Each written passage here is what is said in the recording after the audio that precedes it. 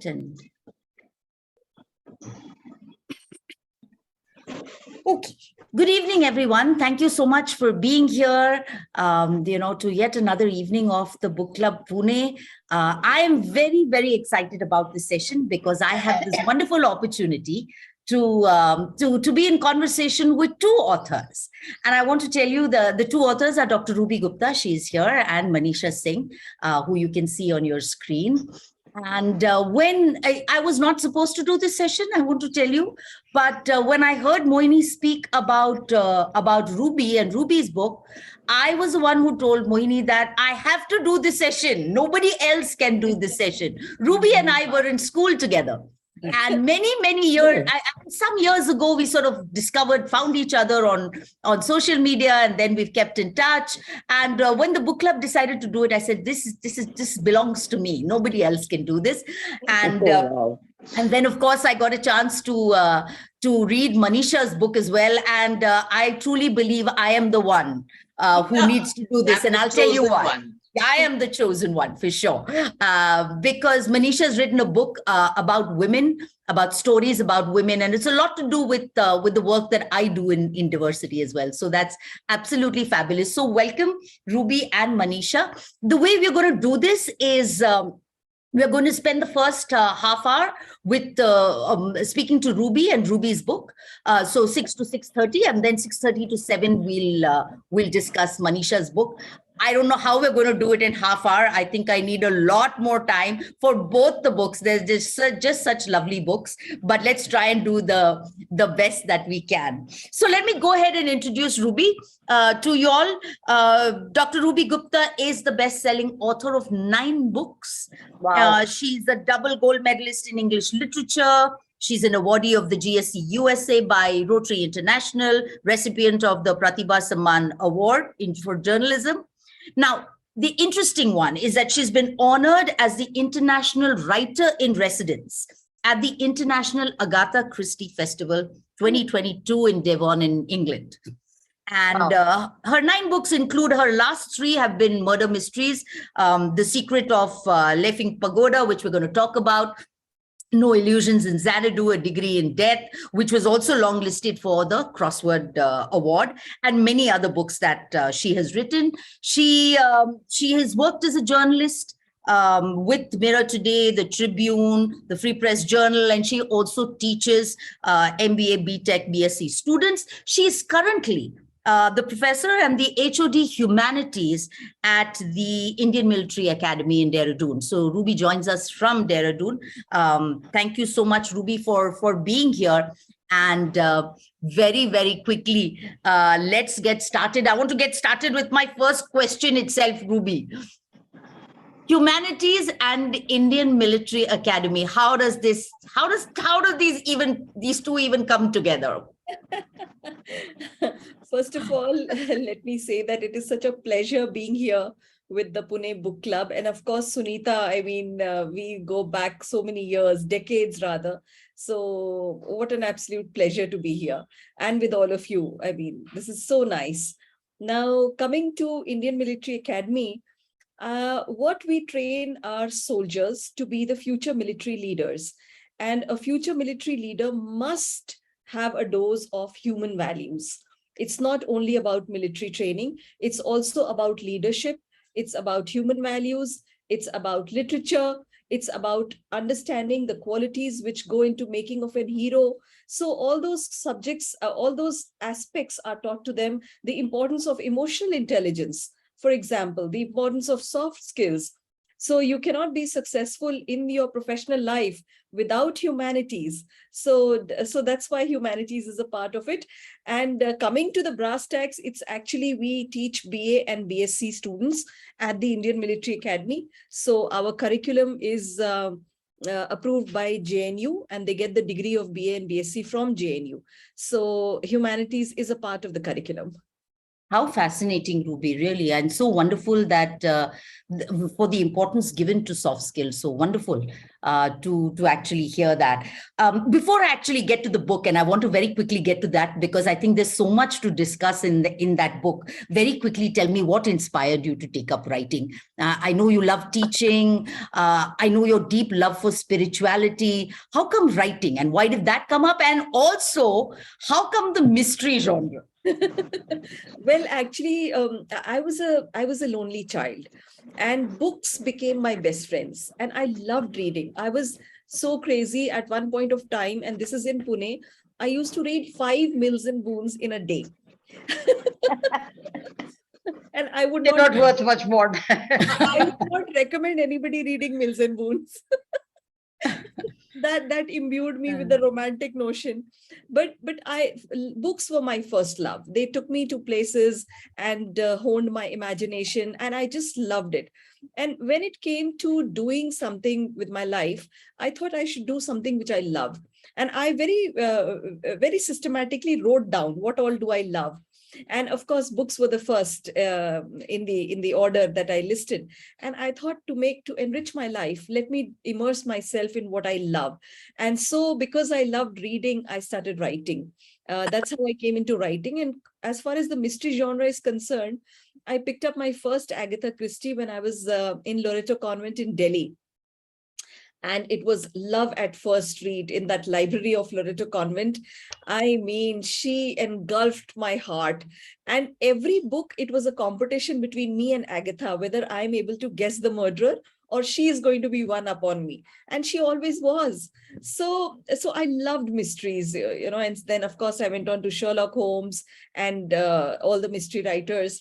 And mystery being, of course, again, a love of mine. So therefore, writing and therefore mystery, because I wanted to be, I mean, unconsciously, Agatha Christie's, the usual Agatha Christie tropes were imbued into my subconscious so much so that when I wrote my first murder mystery novel, it had all the Agatha Christie tropes of a closed environment, multiple suspects, red herrings, convoluted plot, and the proverbial sting in the tail.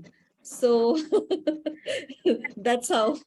And how fascinating that you got selected to be that, to be with the international writer in residence at the Agatha Christie Festival. I Yeah, mean, this is yeah. I really mean, providence. How did this see, happen? I swear, I mean, I would never in a million fantasies have thought. I mean, if you had told that girl in class 6, that 11-year-old girl, that one day she would be sitting in the house of Agatha Christie, on the bed of Agatha Christie, she would have said, "You're crazy." So I never ever imagined that this could happen to me. Seriously, it never entered my brain. I mean, it was beyond the realm of anything. It so happened was that one day my publisher, Bloomsbury was my publisher of No Illusions in Xanadu. They sent a mail to me that the director of the International Agatha Christie Festival wants to get in touch with you and wants to invite you. So shall we share your email ID? So I was like, what? I mean, what are they talking about? And then they shared my email ID, and it was Tony Medwer, who was the director. And he said, I want to invite you. So I thought this is a hoax. So I Googled whether there's actually this kind of a thing or not. And then we were on Zoom call, and Tony said that we want to invite you because I've read your book, No Illusions in Xanadu, and it's you're a fantastic crime writer, and you write in a similar style to that of Agatha Christie. So we want to invite you and all that. So I was really very, I mean, I mean, it was like a dream come true. But COVID happened. And COVID happened, and then the festival went offline, and they said, okay, we'll try and call you. And then 2 years went past, and I thought, now it's done. It cannot happen again. And wonder of wonders, the next chairperson of the festival was Heather Norman Soderlin. One day I got a mail from her that, are you still willing to come? I said, How lovely. exactly. And 2022, imagine, I mean, he reached out to me in 2020. And after 2 years, they were so nice. They kept their word, and they invited me all over again. And it was absolutely, I think, the best experience of my life, being there on the Agatha Christie platform. And my latest novel was unveiled over there. Oh. And I spoke on Bloody Bombay, how Agatha Christie inspired modern crime writing in India. So, I mean, this is how it came about. And I met Tony Medwer. I took a silk tie for him with Indian paisleys on it. And I said, how did you invite me? He said, no, I read your book. I loved it. And Heather also said, I loved it. I loved your book. And so, I mean, I couldn't believe it. And people were lining, these Britishers, they were lining up to get my copies of my book, signed by me. And I was thinking, I need to pinch myself. Is this a dream? No, what a proud moment, Ruby. And it is quite true. So I want to tell the audience here that Ruby has been called India's Agatha Christie, and we'll come to it in just a minute. So I very quickly want to go to the book, Ruby, because the story is so interesting. I just want to show everybody the book. This is the book, The Secret of Leifeng Pagoda, and the novel, as they say at the top, is inspired by true events. Yeah. And when I read the book, there were so many of those events which happened. I mean, the novel goes from 1962 to the present day to 2015, 2017. It goes through many decades of events that have happened in India, and many events that made me sit up and say, oh, this is right. This was a mysterious death. And this was what happened here? And you sort of bring that about so beautifully in the book as to why are we not giving this more thought, right? How did this person die so mysteriously? Yeah. So just to very quickly in very few words, and I'm not going to give away any spoilers, I hope, so I've written it down just so that I don't blurt out anything. So the story is about the protagonist is a well-known nano expert called Professor Shantanu Bose, and he comes to India to explore the mysterious death of a very close friend of his, who's a senior engineer in the Baba Atomic Research Center in BARC. And in finding out more about how his friend died in this very mysterious hit and run, something, his friend had stepped outside the campus, something that he never does. And nobody has any idea of this hit and run. And the police just shut the case. So he sort of delves into it deeper and deeper, and then sort of uncovers a whole mysterious plot of very inexplicable deaths, suicides, connected to the nuclear establishments, connected to the defense establishments of India. There's also the assassination attempts on Nehru. In fact, the book opens with one of the assassination attempts of that is on Nehru that is there. The death of Homi Bhabha, the death of Vikram Sarabhai, the death of Lal Bahadur Shastri. All of us know that these were all mysterious deaths. Right. And none of us, and we all sort of gotten on with our lives, not thinking about it too much. And Ruby pulls all these out in the book. She talks about Nambi Narayanan from ISRO, right? And how he was charged for, I don't know if you all have seen the movie Rocketry, Madhavan's movie that was there based on this story, where he was falsely accused of espionage. So many stories. So in fact, the first almost 100 pages of the book are just snippets of all these mysterious killings and deaths that have happened in various defense establishments. And then Professor, our protagonist, our very good-looking protagonist, Professor Shantanu Bose uncovers this, this very devious plot, which eventually includes the West, the United States, the CIA, Russia, and then moves on to China. So covers a whole bunch of that. So it is, as the book says on the cover, inspired by true events that are there. So it's a fascinating plot, Ruby, and I want to start by asking you, actually by telling you first that there is so much of research that has gone into this book. I mean, I don't think it's any ordinary person could have sat and it's not just another murder mystery. I think there is so much of research that you have done in terms of nuclear submarines, how they're built, thorium, India's energy needs. I mean, I think there was so many things, and it was important that you brought that up because it sort of connects in a way builds has the reader thinking, oh my God, this is right. Yeah. And she's right about this as well.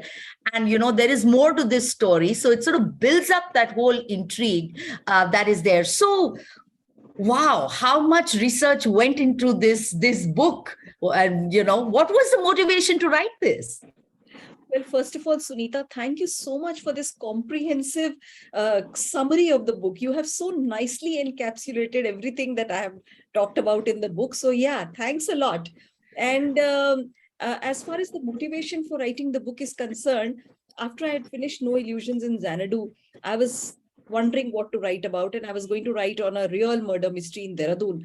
And I was thinking that's not so strong. And it was my birthday on 9th of May. So just one day after my birthday, it's as if God, sent a newspaper article to me. And in that newspaper article, there was a report. It was an in-depth analysis about the mysterious death of nuclear scientists of India. It was based on all real events, which I have eventually covered. And when I read that article in the Times of India, I was blown away. I said, my God, this is happening under our noses. What are we doing about it? The government of India is not doing anything about it. The police is shutting every case as inexplicable and unsolved. So I thought I must do something about it. So that was the point from where I started. And then, just like Professor Shantanu Bose, I started digging and doing research. And the more research I did, the more insidious events came to light. And I realized that there is a covert a conspiracy against the security of India. And our defense and research centers are under real serious threat. And in fact, even the threat is there even till today.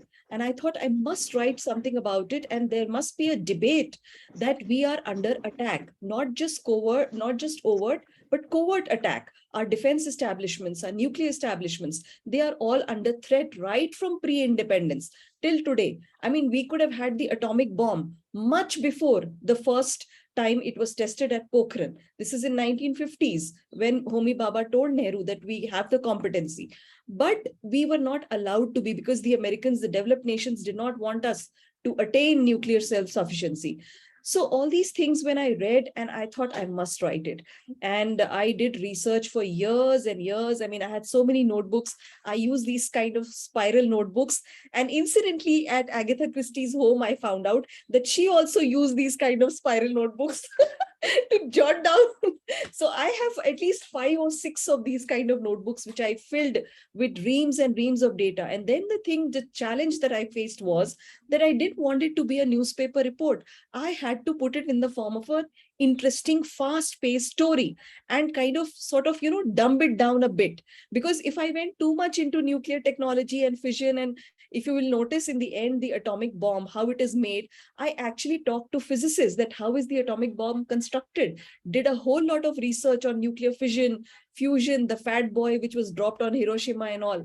So, but then I didn't want to make it so complex that a person would just shut it. Oh God, this is too heavy. So it was a huge challenge, and I loved writing this book. I think it's my magnum opus. I think it's truly, I think it shows in the book. I think the amount of research, I mean, I can't even imagine. Yeah, go ahead. I want to say that this book is what I am.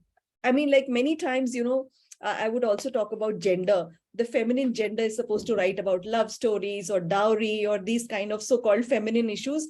And I was like, no, I have a scientific brain. I have an investigative brain. This is me. Don't go by my gender or my appearance. Look at my brain. I mean, well done, Sunita, all my life I have been fighting to be recognized, beyond my gender and beyond my appearance. That look at the intelligence behind, everything that women are supposed to be. So, I mean, that was one of the motivations as well. Well done, well done. And true, I think you've shattered some glass ceiling truly by writing a book like this. I've not, and there's so much of, it's very evident the kind of research that you have done. It's very interesting that you picked these. I was very, very intrigued because these really were flashes from my childhood. I felt, when you had read about Homi Bhabha and Vikram Sarabhai, Lal Bahadur Shastri, what was the connection? And suddenly you sort of put all those pieces together. So I'm going to ask you one more question before I open it out to the audience. you're a services bacha, and your parents were in the services. You teach at the Indian Military Academy. What was the feedback that you got from the Ministry of Defense? I mean, this is you're really in a way, stirring the pot over here. No, Was there actually, any reaction to this? well, actually, it hasn't reached there, I think, because I was very careful to pick material which is there in the public domain. I have not touched on any material which is confidential, because then I would have got into trouble. So I was treading a very thin line, and I picked all the research I did. It is from archival material. It's from the like Nehru's assassination. I also didn't know that there were 4 attempts to assassinate Nehru. So, I mean, I was very careful about that nobody can sort of point a finger that you are writing about confidential matters. In fact, it is quite appalling that all these things are there in the public domain and still we are doing nothing about it. But my cadets love the book, and they are so fired up about it and so excited to read it, and they absolutely love it. And my colleagues and everybody, they're like, they're boggled, mind boggled that, gosh, this is happening. One thing I want to also point out is that we think we Indians are peace loving, and we go by the book, we go by the rules, and we are always the good guy. But when I found out that these Chinese Indians were interned in Deoli without any law, without taking them for trial, I really was, my eyes were opened that we have also done some things which we should not be proud of. That is the internment of Chinese Indians as a result of the 1962 war, which lasted only 1 month, 20 days. Yeah. And these Chinese Indians were interned without any court case, without filing of, any kind of to hear their side of it as spies from 1962, and the last Chinese was released in 1968. Can you imagine? This is something which we have done, which is horrendous. So in the POW camp at Deoli. So, so these things I found out during my research, and I thought I must write about it and let people know that. So in this book, everything is true. Shantanu Bose goes to China. Everywhere he goes, I've been there myself. So, so even the latter half, all the incidents that I have put, everything is true. Wonderful, wonderful. No, and you actually show us, what the repercussions of what we did to these Chinese Indians in the book. And I want to tell you that I also went and looked up Nehru's assassination attempts, because I said, never heard of this. 4 attempts on his life, and it is there. It is there. So yes. Exactly. Okay, I'm going to stop talking now. If I can request the audience to unmute themselves, if anybody has questions for Ruby about her book, please feel free to go ahead and ask. Just unmute yourselves. I've actually put most people on mute. Can I ask? Please, Latika. Hi, Ruby. Hi. 2 questions come to my mind. What exactly is the meaning of this title, Leifeng Pagoda? I mean, it sounded very Chinese to me, but you tell me what its relevance is. And secondly, these various people whom you've dealt with, mysterious deaths. I mean, I know Homi Bhabha died in an air crash. I know that. As far as Sarabhai is concerned, I thought he just died of natural causes. So, are you saying that behind these deaths, there are mysteries that we don't know? And are you linking these various deaths, or are they all separate incidents?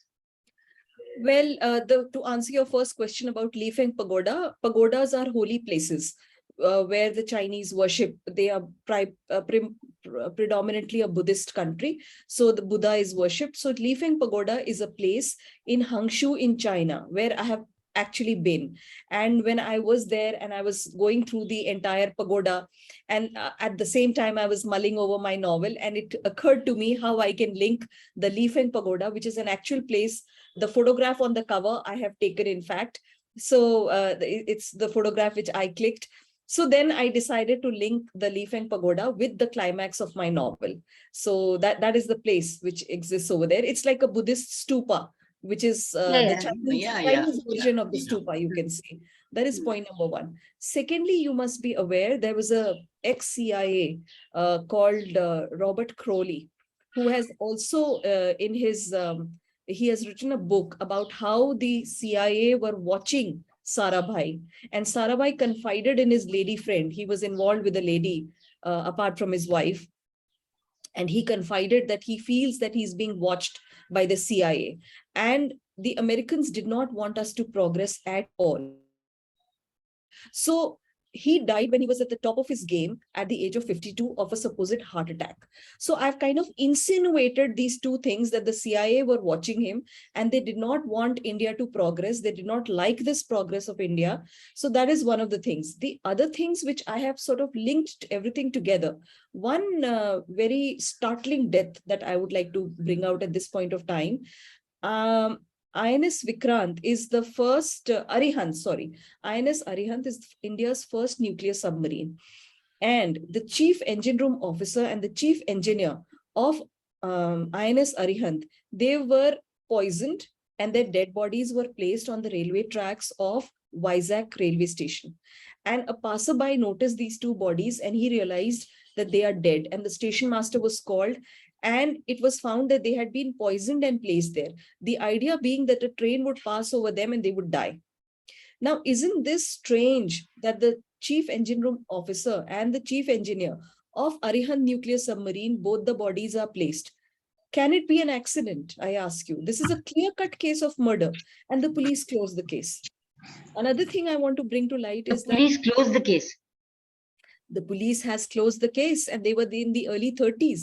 So this is a very strange thing. Another famous scientist, Mahalingam of Bark, his dead body was found in the Kali River and it was lodged upstream.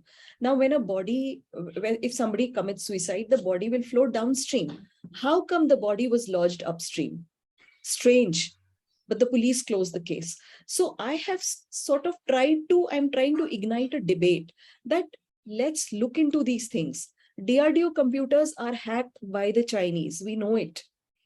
So we need to look into these things, that what is happening. Today we are under threat, and the increasing marginalization of various sections of our society is peaking now, will have disastrous consequences for the security and safety of our country. This is what I strongly believe, and I have put this also as one of the plot points in the novel, that imagine these Maoists coming together, these Muslim separatists coming together. They can be easily manipulated by outside forces if we are going to alienate them. So I'm kind of putting all these things together, and I have linked all of them along with evidence. Again, coming to Lal Bahadur Shastri, it is very strange that his dead body had blue marks and injury marks on his abdomen. Why wasn't a postmortem conducted? So I'm raising these kind of questions. He was put in a hotel which was far off from the city center. Why? Very strange. And he was working on a treaty going beyond the treaty, which would have put a permanent stop to India and Pakistan's use of arms in any way, which he could not do because of his untimely death. So we need to understand, we need to question all these things. That has been my motivation for writing this particular novel. We had gone to Tashkent, and that hotel where he was, it was not very far from the city center, where the Indian... I read it was a bit far. Well, we went around. Tashkent is not very big anyway. Okay. Tashkent is small, yeah. Okay. It wasn't very bad. Anyway, so you are linking all these stories. Yes. Question marks about why they have not been completely understood or solved. The mysteries haven't been solved. Yes. And then you come to that pagoda at the end. Yes. I would like to say that I've just ordered my copy from Amazon. Oh, thank you so much. And I would love to get your feedback on it. Yeah. Okay. We'll wrap this up. Ruby, thank you so much. I want to wrap up by asking you what's next, Ruby. Oh, actually, I'm exhausted. No, this Professor Shantanu Bose has to carry on. I mean, I'm so, so Shantanu Bose has been there in your last 3 books. He's like, to me, like Robert Langton of, Da Vinci Code and Angels and Demons. And true. If you're starting on a regular, hero, criminologist, I beg you to carry on. Yeah. No, I don't even beg you. You cannot stop, Ruby. Actually, all my reviewers, all my readers have been telling me what's next for Shantanu Bose. But frankly speaking, how can I top this? I mean, this is No, you've got a very cannot stop investigative this. attitude to You things. have to take a totally Very different investigative angle. mind. So please don't stop. Don't Like, stop. we are You take a totally different angle. Put him on a desert island. Put him on Bali or something. There, not only do we get to review your book, we get to give you ideas as well, Ruby. But you. thank you so much, Ruby. Thank you so much. So wonderful to speak to you. And yes, I think, as you can see, you've ignited that curiosity in everybody to want to pick up the book and read. So thank you so much. Let's move on to to our next author, Manisha. Manisha, thank you so much for being here. Let me just put a spotlight on you so we can go ahead and let me introduce Manisha. I want to tell you that Manisha is, and I'm going to read her introduction as it is on the book, committed to supporting fellow travelers on the journey of pursuing their potential. Manisha considers it her mission to make the experience fun and inspiring. Coaching has been a passion since she first got introduced to the methodology 15 years ago. She also enjoys writing about the workings of the mind and the expressions thereof. She believes in the power of personal narratives and their role in growth and transformation through her writings. She aspires to encourage readers to actively engage with their life stories, draw interesting insights, and see new possibilities related to the journey ahead. So it's a very, very lovely book called The 10th Story. It's an easy read. It's not a very thick book that is there, and it is, as the title says, there are 10 stories. 10 stories about 10 women that Manisha picks out and picks, so every story sort of, she picks out how it connects, what she wants to highlight, and what it means to us. So it's almost written like a workbook. At the end of every story, she asks questions. Yeah, ask questions of us as the reader as to, how did the story resonate with us? Is there something that comes to our mind when we read the story? Things like that. So absolutely lovely. Each one of those stories is very inspiring. I want to tell you, when I read the stories, every story there was something that touched me. In every story that was there. So let me start, Manisha. Why this book? What pushed you to, or what got you, or what inspired you to write this book? First of all, thank you for having me here. So, Sunita, I'm a coach, and when I was starting out as an individual coach and a consultant, I thought that the first challenge I should take up is the challenge of getting comfortable with talking to anybody who may or may not know me, and also getting. Is my voice echoing? No, I'll just let me just mute. Somebody is speaking. Yeah, go ahead. Yes, so I thought that if I have to really refine my skill as a coach, helping people explore their stories, then I have to get comfortable talking to anyone who I may have never met, and likewise make people comfortable talking to me about themselves. And so I created a project for myself that was called 100 Conversations. And I thought, let me choose something very simple, and which it was about self-care and what either helps women take care of themselves or what comes in the way, both sides. And I put it out there on Facebook, and many women reached out to me, and that was really heartwarming, because I was first thinking no one would reach out, right? Because no one knows me. And as I started talking to these women, there were very interesting insights that would come up, and I was really very touched that they took out time to speak to me. And so I thought, what could be a good way to honor them? And I thought maybe I'll write like small, really small write-ups about their journey, so that their friends, family can cheer for them. When I started doing that, something very interesting happened. people who would read those stories, and these were sometimes people who neither knew them nor me too well, they would ping me separately saying that, this resonated with us. And can you compile this into a book? Now, when I had started doing these conversations, I never intended to write a book. So they were of varying lengths. It wasn't a consistent style, but it helped me. It gave me an insight that we are meaning making machines, as people. So we do like exploring our stories and understanding the meaning of various phases of our life, what that means about us, about how we navigated a particular phase. But when there are stories that hold space for us to do it, then we feel more encouraged to do it. I think when we do it by ourselves, it's a little scary. There are parts of ourselves and parts of our stories which we do not want to explore, but there is valuable stuff out there. And so I thought, okay, if I can look for relatable stories which women are willing to share with vulnerability, probably that could hold space for the readers to explore their own story. And I wanted these stories to be diverse, like each one of them to be different from the other, women to be from different backgrounds, different geographies as far as possible. And that's what inspired the book.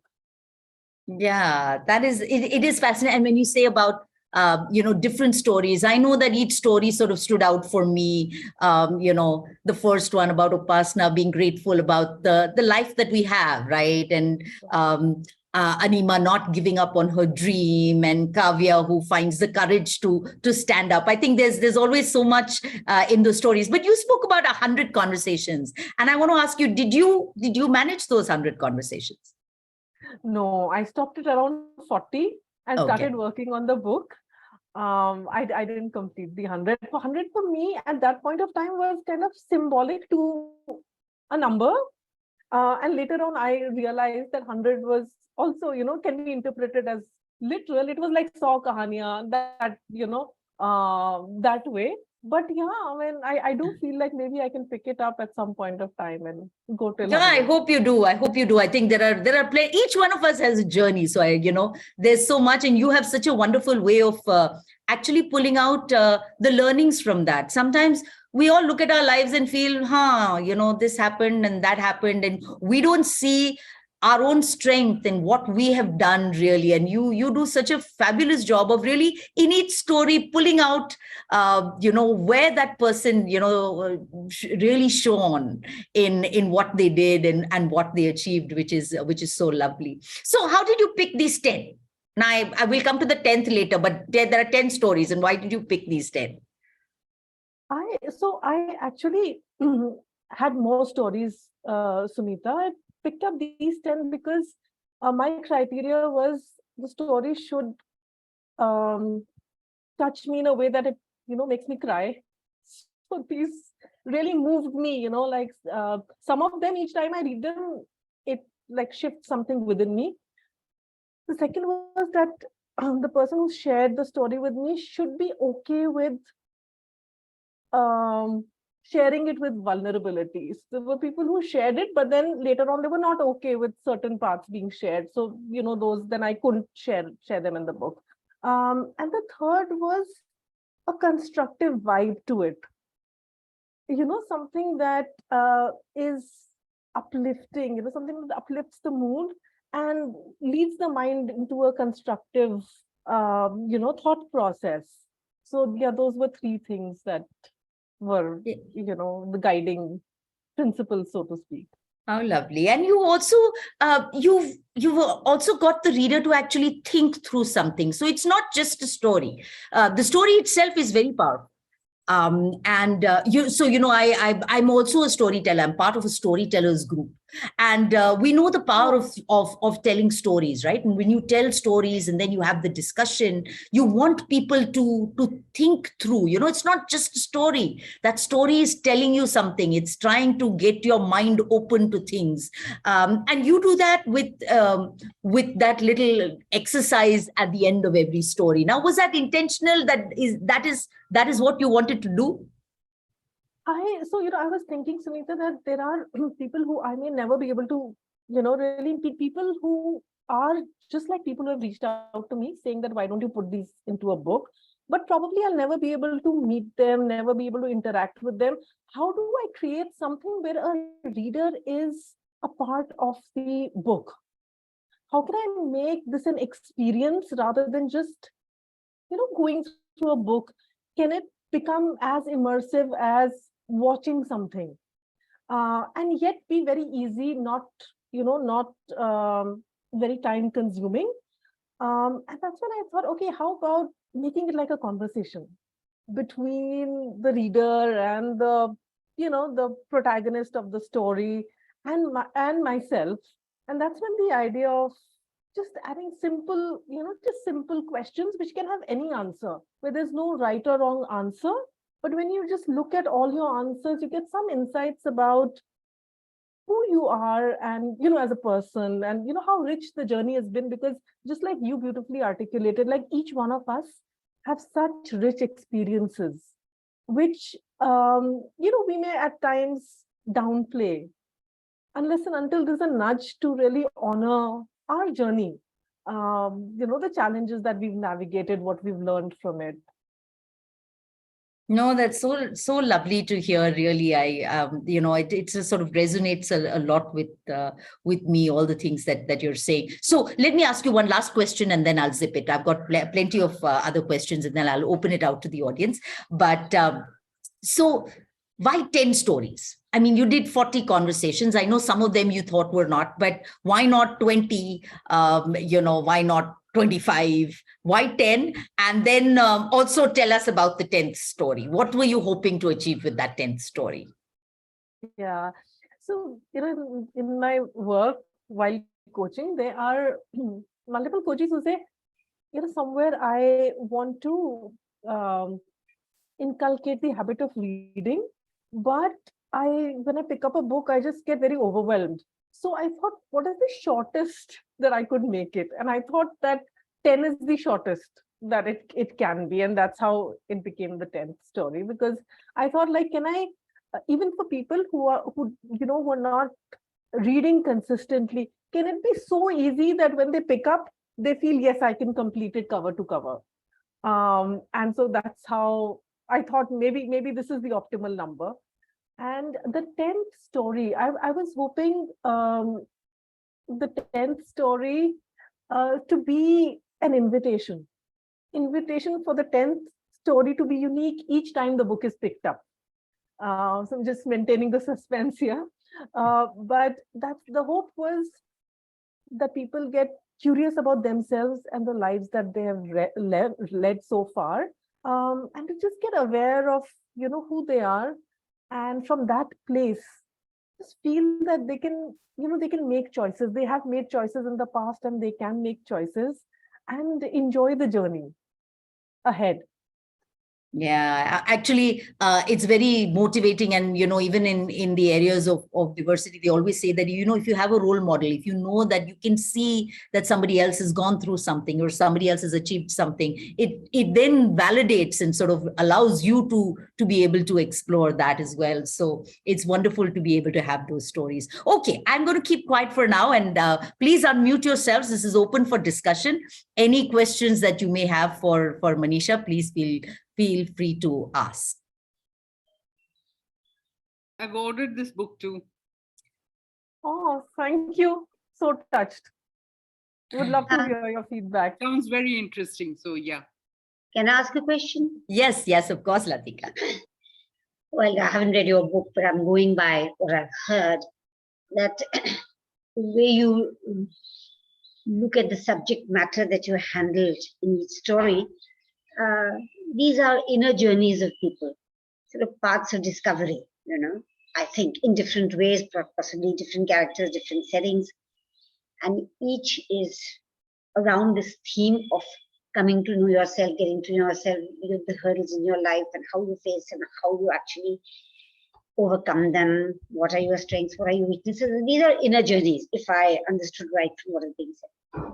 So what I would like to ask you is that each of these stories is it written in the traditional short story form where you have an ending, or are they open-ended? Because these are inner journeys which can be open-ended. Yeah, I think these are narrated as is, Latika, from the starting point of the episode of the particular phase of the life journey that we're covering till today. So because they are true stories, they are like from the beginning of, maybe if the story is about maybe a health challenge that a person has undergone, then it's from their early years till how they're dealing with it now. If it is a story about courage, it's about that particular episode that helped the person discover the courage. So it's a bit different in each, but it does have an ending of the particular phase of that person's story. Did I answer the question, Latika? Yes, sort of, yes. I will take it as yes. Would you like to add, Sunita? No, yes, I think that's how each story is. There is a, at least what I got as a reader was that in each story you were trying to highlight something, whether it was courage or whether it was, the strength to stand up for something. And I think each story Each story is complete in itself, is it? Yes, it highlights something, right? Okay. There are some, I don't know who's asking the question. I can't see. I am. Let me just. Me. Yes. Uma. Yes. So that's it, right? So Manisha, go ahead and talk about whether each story is complete in itself. But let me just finish that. Each one of those characters, that the way I saw it is that every story you try to highlight something about their journey. So whether it was their courage, whether it was their strength to stand up to something, whether it was a dream that they accomplished and how they did it. So to me, those were the things that you highlighted in the story, in each one of the stories. Do you also highlight failures? I have, the way I've looked at it is that failure and success are like constructs that we've created. So I've just looked at it as a journey, and maybe not necessarily a success or failure. It so happens that these women have attained, very interesting milestones in their lives. Some of them are very successful. Yet I feel very relatable to how we live our lives. So I think I've just looked at it in terms of how they've discovered themselves rather than what they have achieved. That is also a byproduct of their journey. Is it all based in India or anywhere in the world? Is it Indian society or anything? They are. There is a story from the US, Okay. and there's also a story set in Dubai. But I think most of them are from India. Different backgrounds in India, and Indians settled abroad, and yeah, some not Indian at all. Okay. And did you speak to the person concerned, the one who told you the story, the true story which you've written about? Did you actually talk to them and Yes. get facts or Yes. details? You did. Yes, I did. So, out of these stories, I have spoken to 90%. There's one where there are recordings of her narrating her story. And I've kind of exchanged messages and emails, but I've not met her in person. But the others I've had direct communication with. No, it may not be face to face, They're but based then on you true did stories. personally talk to them. Like personally, you interacted with them. Yes, interacted with them, except one who I've interacted, but the story that she's shared is in form of recordings of her sharing her interview. So she didn't narrate the story to me, but she shared those recordings. The others I've interviewed myself. Okay. So Very they are interesting. true stories. Yes, They are yes, true they're stories. true stories. Mhm. Mhm. And these women who you, I assume they were women who you spoke to, Yes, they are from all parts of India, from all walks of life, from all socioeconomic backgrounds. They are different kinds. yes. Mhm. Different age groups also, different age groups, different walks of life, different experiences. Okay. I want to wrap up by asking one question, Manisha. It's almost time for us to wrap up. Is that what is the feedback that you've got? Have you seen somebody actually take the book, make the notes in it, do the 10th story that was there? Have you got any feedback on that? Yes, I have got like pictures of people sending pages of what they've written. And I've got feedback about how a certain story touched, a part of, a part of their soul and how it shifted something. I've received a lot of feedback about the first story because I think, that was based on, Upasna, who's the person who's shared her story, her journey through COVID, and that was very relatable. So maximum feedback has been about that story. It's called Life is Beautiful, Mumu. And then there is, Sunita's story. So it's very interesting. I've got feedback from India and and abroad. Um, and yeah, I've not read the complete stories that they've written for themselves, but they've sent excerpts in form of pictures, photos, and it's really heartwarming. How And lovely. both So men and women. That's the fascinating thing is that not only women but men also. And that was both surprising and encouraging that though it's stories of women, men too could relate to it, and that gave me the insight that at a fundamental level, it's human experiences. how lovely. No, thank you so much for sharing that, Manisha. I want to tell you that I read the book because I wanted to make sure that I made all my notes for this session. But I am going to go and fill in those question and answers. And I do a lot of women's leadership programs. So in my next program, I'm going to hand out this book and I'm going to get them to fill that up. And I will give you the feedback on what they say. So I think it's quite lovely to have them go through it. It's a wonderful exercise for all of us to think through what does it mean for us, what have we done in our lives, and there is so much that we can write about. And I think it's important that we recognize our own journey, that we understand it better. I think it'll just help all of us in that. So thank you so much. I want to bring this session to a close. Ruby, thank you so much. Just absolutely phenomenal to have you here, and just a fabulous, fabulous book. So thank you so much. I'm so glad we got a chance to discuss it. You cannot stop writing, Ruby. We have to see Shantanu Bose in another book. So that's the pressure we are putting on you. You must. But it's really been, it's so thought-provoking and so much of research. Absolutely phenomenal. There is reason why you are called India's Agatha Christie. So thank you for being here. Such a privilege and an honor. Manisha, thank you to you for joining us from Bangalore for this wonderful little book, which, I'm so glad we got a chance to look at. I don't know if I would have come across it any other time, but wonderful to see this kind of writing, which is different. This importance to looking at oneself, looking at other people's narratives and what that means. Very, very lovely. So thank you so much for being here.